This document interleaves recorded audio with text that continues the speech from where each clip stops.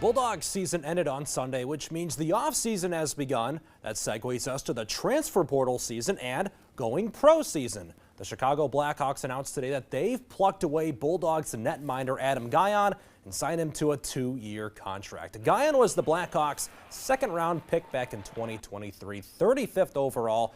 The 21-year-old Gajan had a strong sophomore year, allowing just 2.25 goals per game. He saved 90% of shots his way and posted 2 shutouts. Gajan was also selected to represent his native country, Slovakia, in the Olympic Games. The Bulldogs will likely turn to junior Ethan Dahlmeyer in between the pipes. But then again, with the transfer portal, who knows?